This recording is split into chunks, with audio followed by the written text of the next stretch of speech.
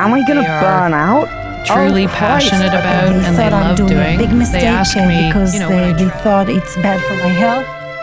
I think we have an obsession with productivity, often in the modern era. People are looking for life hacks, how they can multitask. I think it's often a mistake. It leads to a sense of franticness that's bad for thought. And it's something we use to create prestige for ourselves. I'm busier than you are. Yeah, I can't talk too long right now. I got too much to do. How about you? You busy? And I think that's a very common illness of our modern age. And thinking's really important, whether it's in the shower, whether it's walking around town.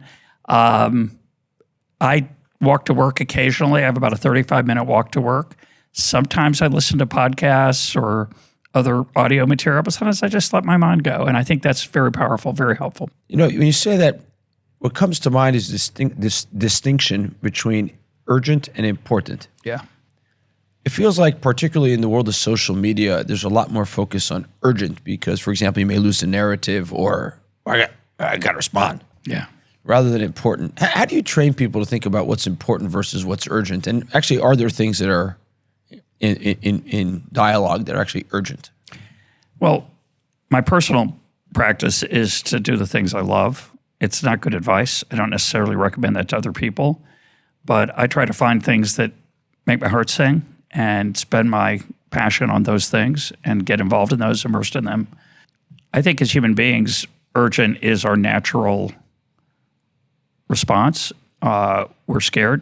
We're worried about the future. The future is always uncertain. We're the only animal that I think has anxiety about the future. So the urgent is one way we cope with that. And I think that comes at the expense of the important. There are many different ways to become more focused on the important. You can take a time management class. You can go to therapy. You can meditate. You can have a religious practice. All these things, I think, are ways to transcend ourselves. Ourselves are very focused on the rat race, get things done, hurry, hurry, hurry. And a lot of the best moments in life are when we slow down. Do you ever get burnout? Sure. You do. And what do you do when you get burnout?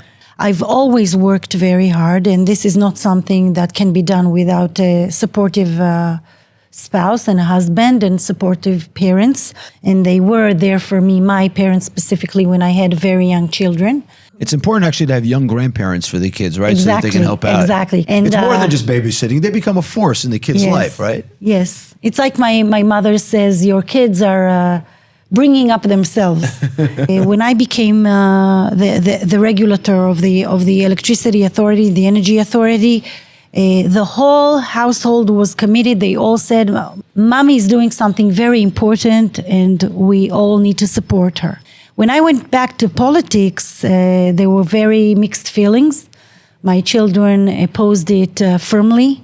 They thought I'm doing a big mistake because they thought it's bad for my health and bad for my peace of mind and for my quality of life.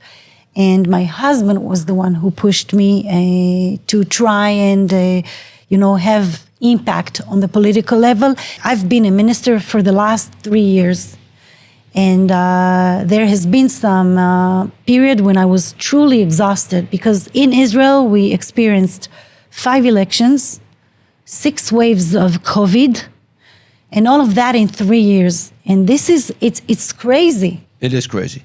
You cannot do it without being in love with what you do. Do you care if your daughters kind of follow in your footsteps, if 3 daughters, if they kind of become an investor, an executive? No, I want them to find their own path. Their own path.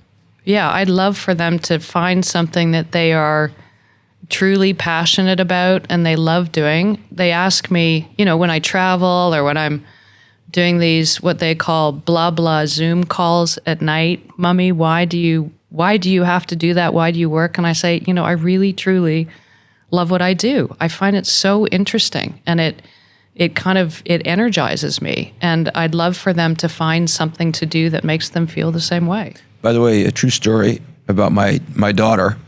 When she was in elementary school, she was called in by the principal and asked to tell about her family. And the principal asked her, what do your parents do? What does your father do? And my daughter said, he sits in totally boring meetings all day. So we have the same job. One of our mutual friends, an investor, I'm not sure if she's an investor with you, Kathryn, Mayne, said, Is Harry going to burn out? Oh, I love Kathryn. So, period. Love Kathryn. But the topic of burnout is just absolutely, for me, and again, a lot of people take everything as like, oh, this is for me. So for anyone who's like upset, emotional about me saying this, it's just for me, okay? But burnout, for me, is when I'm doing something I don't love and it's crushing my soul, which was when I had a job, which was admittedly many years ago. But I love what I do. Like, Michael, this is my job.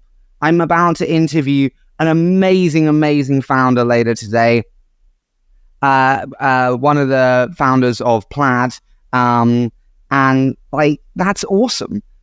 That's my job too. I have a board meeting later today with an amazing company. Am I going to burn out?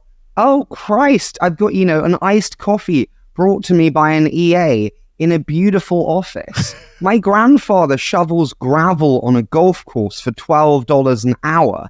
Okay. And we talk about burnout. I think this is like a luxury in my space for me to be talking about burnout. I love what I do. I work with amazing people and I'm more energized than ever. So for me, I don't worry about burnout. I think it's a real thing and it happens to people. But I think if you really love what you do, it's hard to do burnout, if I'm honest. That's a wrap on season 1 of Invested. We hope you've enjoyed the podcast. Please remember to rate us 5 stars on Spotify, Apple Podcasts, Stitcher, or wherever else you listen to your podcasts. Also, we're looking for suggestions for our next season of Invested. So please email us to invested@aleph.vc. That is INVESTED @ALEPH.VC. And we'd love your feedback on the current season of Invested, and you can send it to that email address or just write it to us on LinkedIn and Twitter. We'd love to hear from you.